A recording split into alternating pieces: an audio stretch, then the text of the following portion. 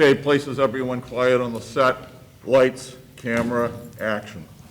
Good morning. I call the meeting of the National Board of Assessors to order at 9 a.m. on September 15, 2022. Let the record show the president from the board, Paul Bergeron, Robert Early, and myself, Daniel Hansberry. First action item is the minutes from the previous meeting. Is there a motion to approve the minutes of the public session from the Board of Assessors meeting held on Thursday, August 25th, 2022, accept them and place them on file? So moved. Is there a second? I'll second. Are there any errors or corrections? Seeing none, all those in favor of accepting the minutes as presented signify by saying aye. Aye. Opposed, say nay. Ayes have it, motion carries. Is there a motion to waive the reading of the non-public session meeting minutes of the Board of Assessors meeting held on Thursday, August 25th, 2022, accept them and place them on file? So moved. Is there a second? I'll second. Are there any errors or corrections? Seeing none, all those in favor of accepting the minutes as presented signify by saying aye. Aye. Aye. Aye. Opposed, say nay. Ayes have it, motion carries. Moving on to communications, at this time I will recognize Kim Kleiner, who is the Director of Administrative Services, who has a project update for us on the national revaluation. Director Kleiner. Good morning. So in your packet, you will find an update that was given to the BTLA back on September 2nd. Per the order, we were ordered to give them quarterly updates, which we have done. All of these are public documents and are on the revaluation page of the website. So if anyone's interested in reading those quarterly reports. Currently, we are still in the midst of hearings. So we met with June Perry and her staff yesterday. We can tell you that there's been close to about 1,650 to 1,700 hearings. So it's a good number. We're happy. That means that the public is engaged and they are reaching out with their questions. So they have another 160 appointments booked. So, and that could be some sort of a mixture because they have in-person hearings and they also have phone hearings. So due to the number that we have left, we have had to add on a few days past what we initially expected. So on the 19th, the 20th, the 21st, and they will have additional phone and in-person already booked appointments. Then they're moving into, they're readily doing inspections now as they're requested, but then they have a couple days for additional inspections, updating of any changes that need to be made. They'll have an additional commercial hearing that is set up, and we're looking to have all data entered by September 28th. So by then, Vision feels they will be ready, but that leads us to an issue that we need to address today. We would like to request a meeting of the Board of Assessors on September 29th in place of your normal meeting on December 6th, or October 6th, excuse me. The reason for that meeting would be so that Vision could come in, go over final values with you, and we as a city could accept the project. Is it possible that we could move that to another day? I've got an early afternoon commitment in Boston on the 29th. Okay, yeah. I mean, I think for me, any other day of the week would be fine. We can talk about it and come up with an alternate Right. day. Unfortunately, I think we'd have to go the next day, which would be a Friday, because if they're done on the 28th, which is, the Wednesday, we couldn't go before that, so it would have to be after Friday, that. the 30th. Yeah, it would have to be, the 30th, or the following is what, October 3rd? if it was the Monday. So, All right, we can come up with something, but all right. the sooner we could do it, because we'll be moving into closing everything out and preparing them as one for submittal. So if there's any questions, we'd be happy to answer them on the update that June Perry and I prepared. We think it's pretty comprehensive.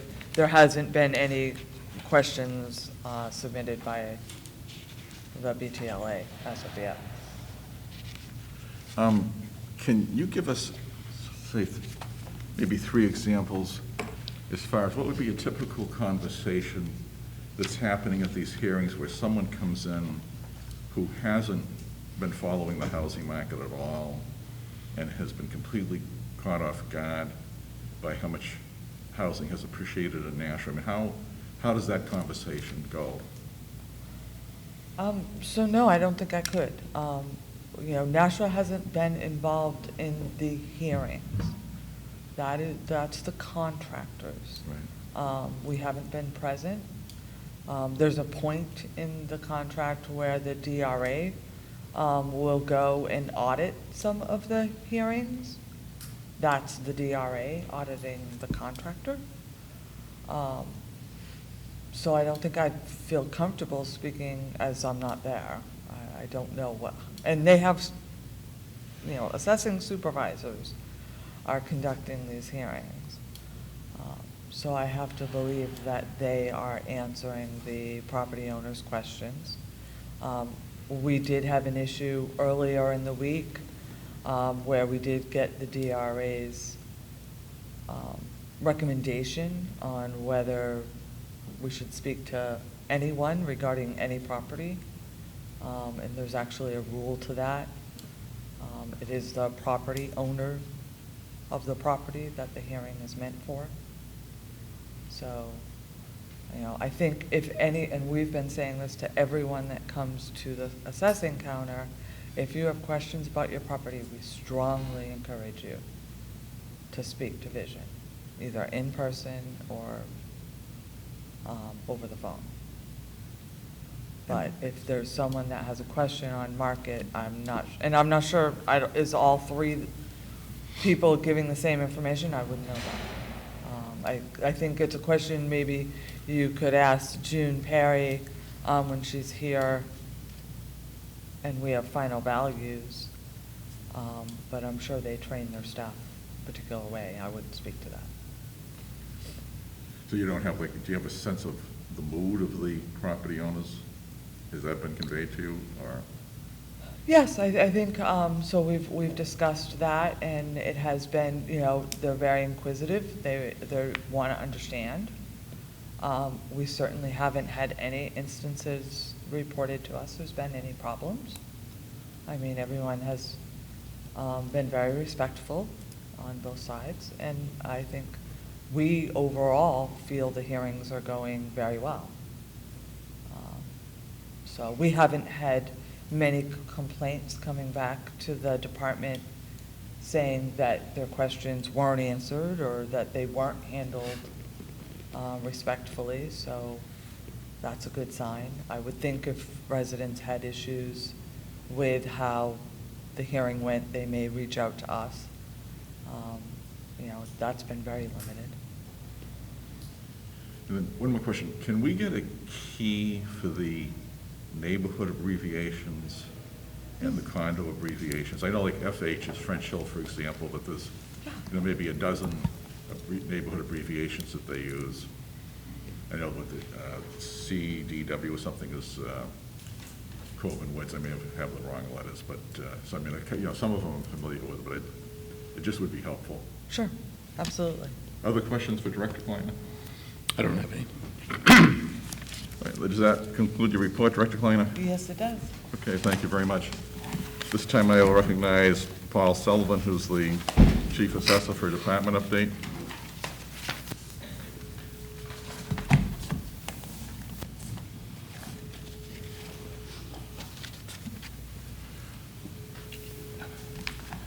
Good morning, Chairman. Good morning. fellow members, and general public. Just to be brief, the office, as we were going through the revaluation with Vision, the office downstairs, they're continuing to work on updating properties with building permits. That's a continuous thing. Deeds are coming in daily. Exemptions are being submitted.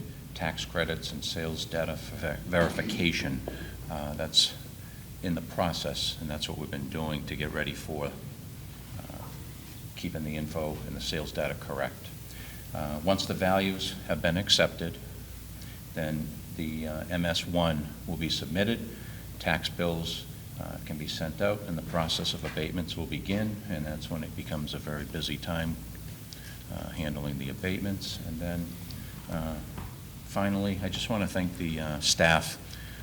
They've been yeoman's effort in working downstairs, and their continued teamwork approach is making the office run smoothly. So I just wanted to publicly recommend that they're doing a good job.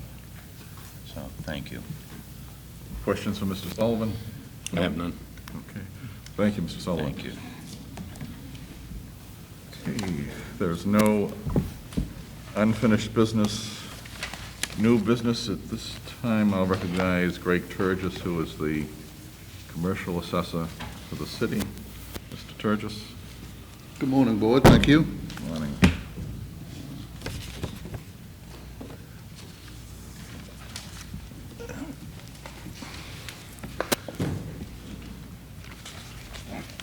So this morning, I have a couple of timber warrants. The first one was the warrant that was presented at the last meeting. The owner of the property contacted myself. I have spoken with the Rick Evans, who's the head of timber at the DRA. The logger made some errors on the report of wood cut. Those corrections were made. Rick Evans agreed with the corrections, and therefore the warrant has been resubmitted with new values on it because of the mistakes on the actual report of wood cut, the PA8. And this is publicly owned land that the wood's coming off of, is that correct? This one, no. This one is privately owned land that they, the first one, the other two are municipal owned land. Okay, but this one is privately. This one's privately owned. This is the one that we went through at the last meeting. It's just a correction on what was reported. The logger made an error, therefore changing the values. There's a new warrant for you to sign in the signature package. I just wanted to let you know that there was a change to it. So are there questions for Mr. Turgis? No. The other two are municipal-owned land that the wood was cut on, and the city's recommendation is under RSA 79(3)(b). The city recommends that the board waive the yield tax on the municipal-owned wood-cut land.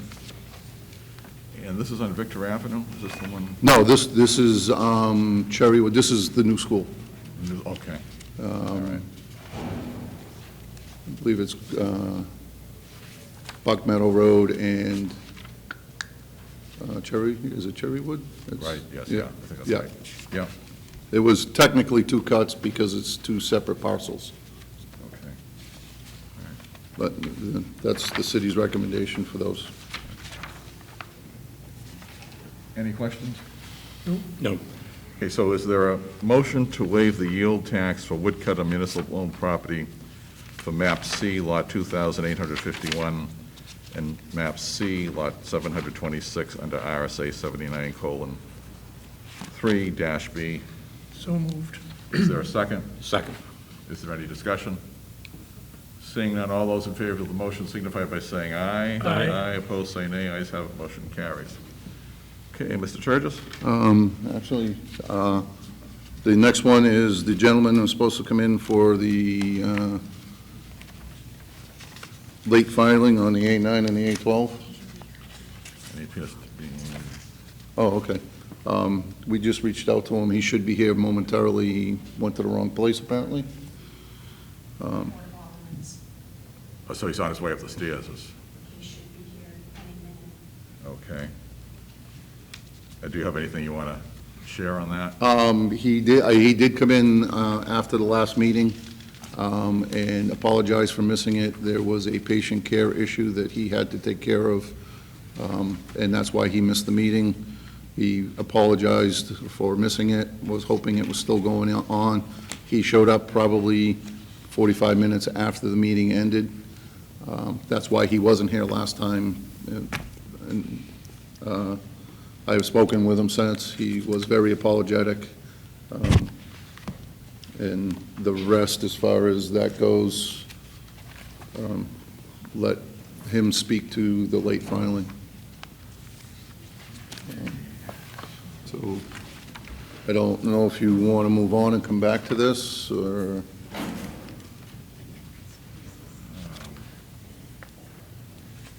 Oh, why don't we give him like another half a minute? I mean, it shouldn't take that long to come up from the aldermanic chamber. Yeah, He had left the building and now, and he said he was on his way back, but he said it should be less than a couple minutes. So, okay. I can, I'll take a walk out to the hallway, see if I can flag him down if he's walking around. Okay, so why don't we move on then? Is there a motion to open nominations for election for board chairman? So moved. Is there a second? I'll second. All those in favor of the motion signify by saying aye. Aye. Opposed, say nay. Ayes have it, motion carries. Okay, the floor is now open for nominations for board chair.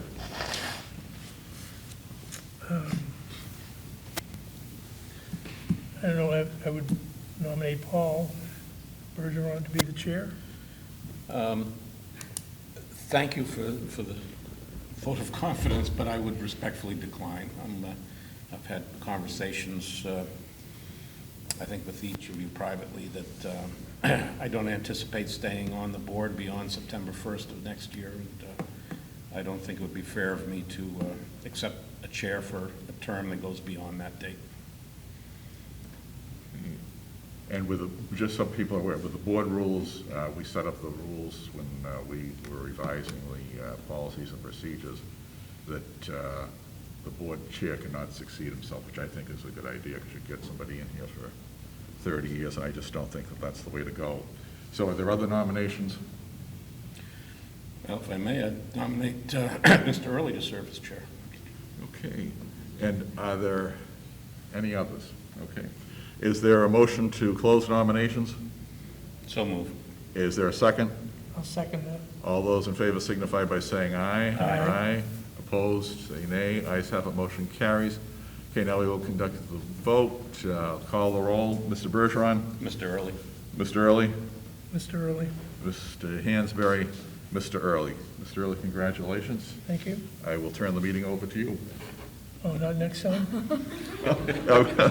However, I don't care. It's I'll turn it over to Okay. you.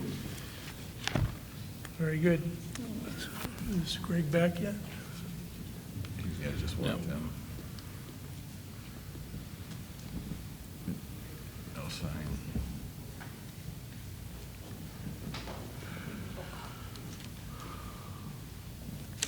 Well, Mr. Chairman, if I may,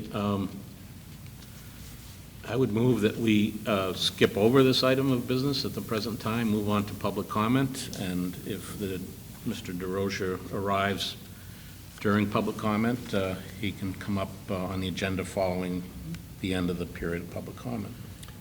I think that makes sense. So we will go to public comment. And have you step up and state your name and address, please. My name is Laura Cahoon. I live at 30 Greenwood Drive. First, I'd like to not say thank you, because I had emailed the Board of Assessors and asked them to enclose my email with the agenda, but obviously, I guess you just didn't want the residents to know some things that we found out with the property. I still have not gotten answers why certain streets, and I understand the land value went up, and I totally understand that. However, why certain streets didn't have any increase, such as Alder and Blue Hill. I think that's, I think that's an error, and it has to be addressed, and somebody has to answer it. Also, this land increase is fine. However, what this land increase was, and the curve is screw the low to middle income residents who have a little land and give it to the people that have larger land. Dion has twice the size of my building, my land, and they're being charged $112,000, and I'm being charged $128,000. I don't understand this, and I really, really want an answer. Also, this happened in all the areas around Sky Meadow. They all saw decreases in their property when all the little .227 properties went up sky high. I'm also very concerned with the fact that, number one, the contaminated properties, we had the audacity to raise that property by 390%, that land. Well, I don't know whether you guys, the assessing department is doing that so they can increase the taxes that they haven't paid since 1989, but that's ridiculous. But my primary concern was the property at 20 University Drive. That building was at those buildings were at $27 million, and now they're taking down to $200. I got neighbors that have sheds that are being charged $800. This is a major problem, and I want it addressed. And if you guys can't do it, I will go to the DRA, because I think this is totally unacceptable to bring a building that was $27,000 down to $200. If you go outside of City Hall, you will find a building between, it's a block away from the City Hall. It has been abandoned for a long time. It's boarded up, and it's assessed. The building's assessed at $729, okay? You had the PAC, who was a shell, and we assessed it at $1.7 million 6 days before it was torn down. To have all those buildings on that property being assessed $200 is absolutely ridiculous, and I demand to get an answer on it. Now, can you guys give me an answer today, or are you gonna, obviously you did nothing with my email because you didn't answer it. Well, we haven't been working with Vision in doing their revaluation, so there will be discussion with them as to how they arrived at those numbers. Well, did anybody take the email and go to Vision about it? Or should I go to Division myself? No, you should go for your property if you have an issue with that. Well, I have an issue with some properties. Ms. Kleiner? Yes. So the email was shared with Vision as all. Excuse me. Technical difficulties. It's the talking back here. Well, these also aren't. Great.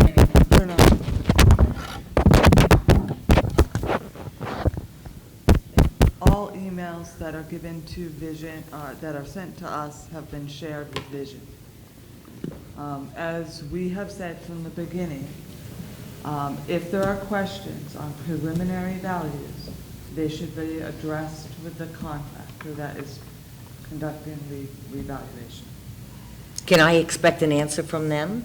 Because obviously I have sent a few, because you have like the airport property in municipal, and it's not, it should be in the airport. I believe that question has been asked and addressed by the DRA as to who Vision needs to have hearings with. And I believe that the rules clearly say it is the property owner. So if you, and let me be a little bit clearer with that, because I don't want there to be any misconception.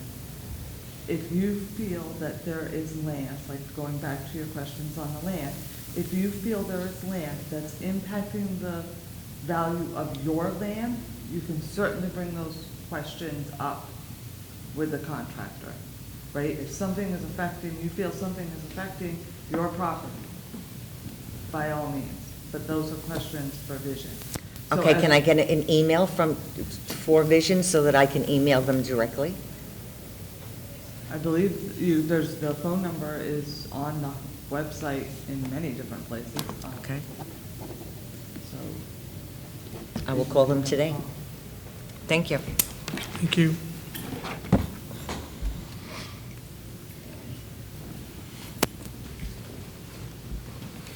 Hi. Hi, Do I have to state my name and address? yes, please. Okay. I'll just stand because it'll be quick. Karen Bill, 95 Parnell Place in Nashua. Excuse me. And thank you for bringing that to everybody's attention, because I think that the land, it doesn't matter if it's kind of going to sound like a song, but it doesn't matter if it's your land or my land. You know, everything plays into the overall cost for all of us taxpayers. I just wanted to bring up a small point of order. I believe, and I'm sorry, I'm dressed in coffee. My coffee exploded when I dropped it at my parking spot in front of City Hall just now. But I just want to bring up a point of order. I'm concerned that I don't believe that you can second your own motion to be the new chair. I think that that could be challenged. Whenever there's an officer voting on any board, I believe that that person being considered for the office must not be a first or a second. So just if you would, I would ask that, you know, for your own peace of mind and nobody to contest it, that maybe one of the other people be the second. Mr. Early, with all due I respect. didn't think I seconded any of the voting. I think at the end I voted affirmative. I I didn't thought you second. seconded the motion to be No. the new chair. I'm sorry? Yeah, No, there was a motion to open nominations, okay. and then there was the Mr. closing of the Bergeron was the nomination, first. closing of nominations, and then there was the vote for the new chairman. Okay, who was the second on who were the first and seconds? If, I don't know who's taking notes, if we could read that I back. agree with the chair. There was no first or second on the nomination of Mr. Early. I put his name Okay. for consideration, then a vote was taken on him. Okay, And since he was present, he's required under parliamentary rules to cast a vote. He can't abstain right, from voting. okay, Yep. perfect, thank you. And I think maybe it's the masks that sometimes it's hard to hear, but thank you very much for addressing that. And thank you.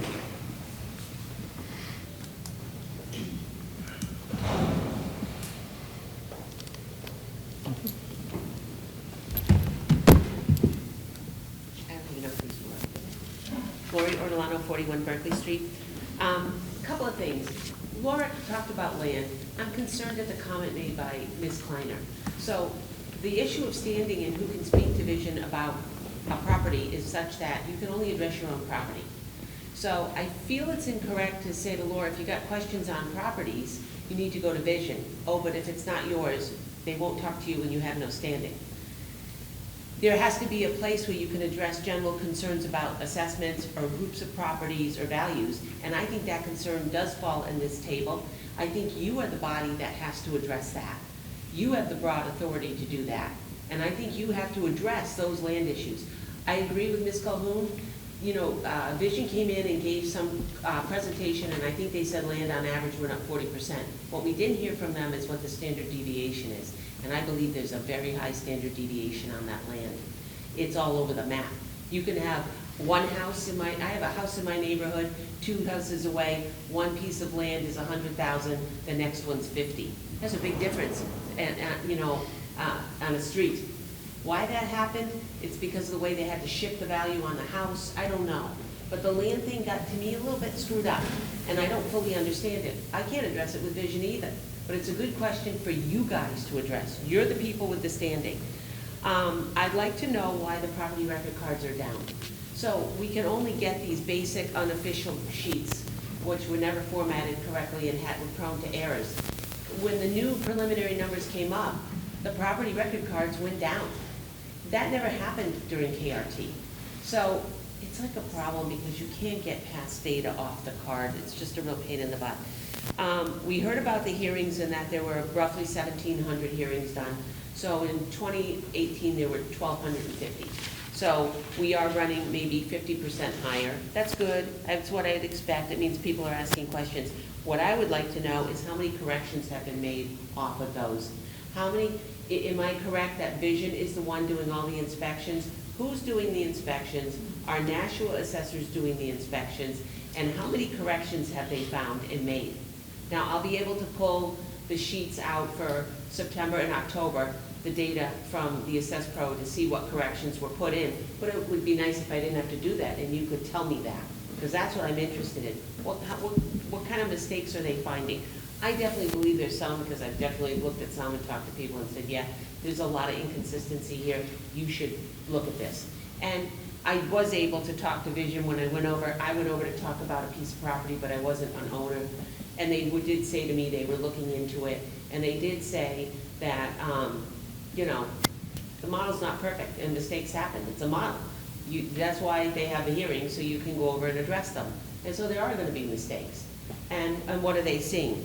I'm very concerned about the new exemption level that has to be addressed, and it's not being addressed for hardship and disability. So we have an exemption level that is set. Has a new exemption level been reset? And who does that? We freeze property record cards in a month. Are we just gonna put the screws to senior citizens where exemption levels are like 250,000, but their, you know, ranches just went up to 400? They're gonna eat that? That's a lot of money for people on hardship.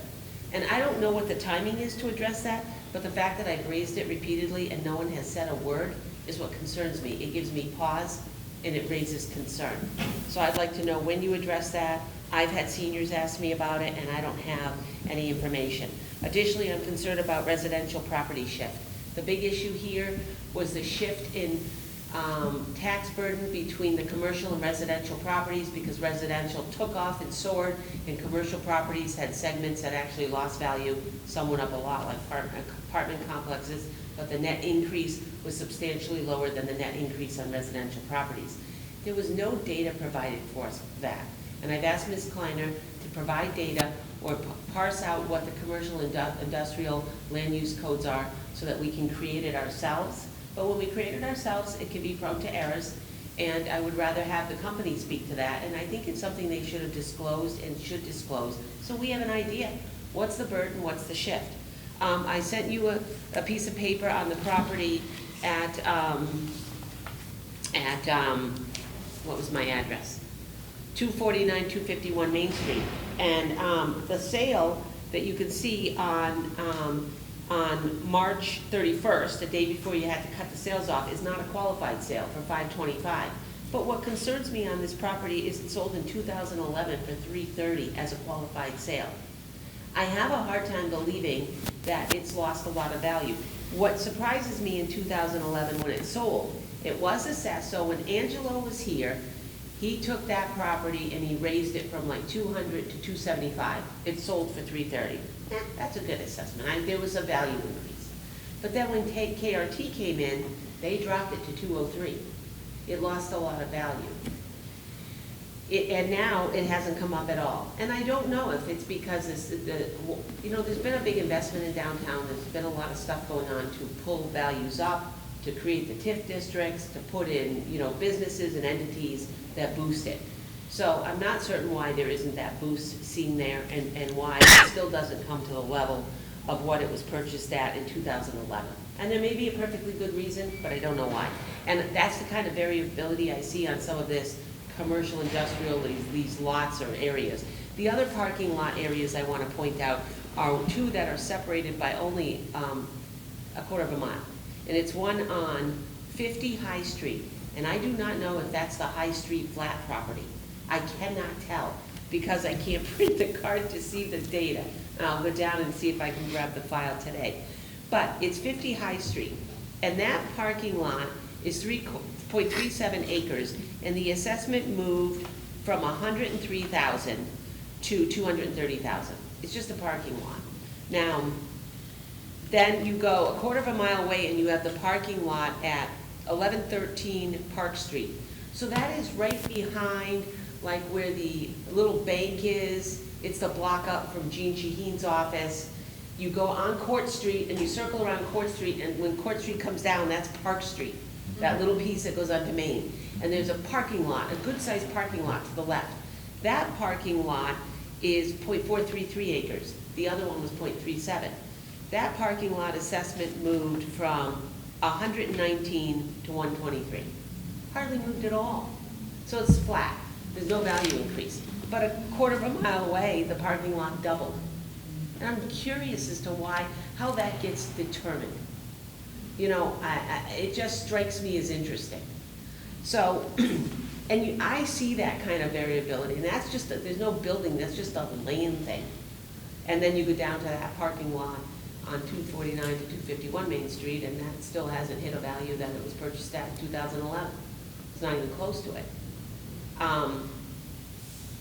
So the only thing I wish that had happened is that Vision had put out more of an explanation sheet to the public. I mean, I did get a lot of comments, and that, you know, why don't we have something to look at that gives us a feel for where our homes are relative to others. Mobile homes got smashed. I didn't realize how smashed mobile homes were, because I did not hear in these presentations where Vision really expressed that fully. But you have a lot of mobile homes that have gone up 125, 150%. You know, homes assessed at 43 that are now 140. These are major changes, and we did not prepare the public for that. I didn't know it was happening. So I wish there had been something put out to assist people, and I wish there had been more information even put out with the tax bill in June. You mail a tax bill, you're putting a letter out, you're paying the postage, put one page in there that says, here's what's going on. And, you know, these are the properties that are going to get hit, up your escrow, save some money. And people don't understand sales data. They really don't. I've talked to many. They don't understand market value well. So they sit there, and so many of them say to me, my property went up, you know, 200,000. That can't be right. And I say, it is. It's right. Look at the sales data. Start there. But I didn't do anything to my house. Neither did it. No one else did either. But people came and bought it just like it was for 200,000 more. And you have to say that over and over again. It's a message that has to have a cadence that's repeated over and over again. And people just don't understand that. So, you know, I think overall it went pretty well, and I'm glad to hear the hearings are going well. I'm curious to how much change is what changes they're finding in there to correct. Because I can tell you, some of these are wrong. I know some of these properties are wrong. They hit me right in the face, just because the model made a mistake. So anyway, thank you very much. Thank you. Okay. Okay, can we go back to, Greg is representative here? Okay. Yes, he is. Thank you, Chair. This is Andy DeRoches from the... I'm Mr. DeRoches. Thank you for your patience. So the first issue is the late filing. Can you kind of give us an explanation of how that happened? Yeah, over the past 2 years, there's been the Cancer Center leadership changes and a 40% board turnover. We outsourced it to, was Southern New Hampshire, and now it's Solution Health, who actually does our books and our filing. So to correct that, our third-party audit is with Very Done. So when we do the Very Done, internally myself, I'll be doing the A2 and A4 filings. Okay. Can I get a motion from the board to accept the late filing of Nashua Regional Cancer Center? So moved. I'll second. All those in favor? I'm sorry? Discussion? No discussion, Joe? Mr. DeRoche, is this jointly owned by both St. Joseph's and Southern New Hampshire? Technically, it's owned by St. Joseph Hospital, Southern New Hampshire Medical Center, and Mary Hitchcock Memorial Hospital, which is Dartmouth. Right. Okay. All right. Thank you. Thank you, Mr. Chairman. I'm sorry, any other questions? No. All those in favor of accepting the late filing from Nashua Regional Cancer Center, say aye. Aye. Aye. Opposed? Nay. The ayes have it. The motion carries. Now the issue is, do we approve the charitable exemption for Nashua Regional Cancer Center? Can I get a motion to approve the charitable exemption? I'll move that. Second. Any discussion? No. Hearing none. All those in favor of approving the charitable exemption, say aye. Aye. Aye. Opposed, nay. The ayes have it. The charitable exemption is approved. Thank you for coming in. Thank you. Craig, do you have anything else for us? That's all I have. That's it? Thank you. I appreciate Thank you. the, Now, time for comments by members of the board. Any comments? I don't have any. I just want to congratulate you, Mr. Early, and wish you well as the new chairman of the board. Thank you, and thank you for your time as chairman, and hope to follow in your footsteps. Now we give the text for the non-public. Mr. Chairman, I move to go into non-public session for two reasons. First, to discuss the matters which, if discussed in public, would likely affect adversely the reputation of any person other than a member of this board, unless such person requests an open meeting. This exemption shall extend to include any application for assistance, a tax abatement, of waiver of a fee, fine, or other levy, if based on inability to pay or poverty of the applicant pursuant to RSA 91-A:3, Roman numeral 2, parenthetical C. Second, under 91-A:3, Roman numeral 2, parenthetical L, for the consideration of legal advice provided by legal counsel either in writing or orally to one or more members of the public body, even where legal counsel is not present. Can I get a second? I'll second. We'll have a vote by roll call. Mr. Hansberry? Yes. Mr. Bergeron? Yes. Mr. Early, yes. We are now in non-public session.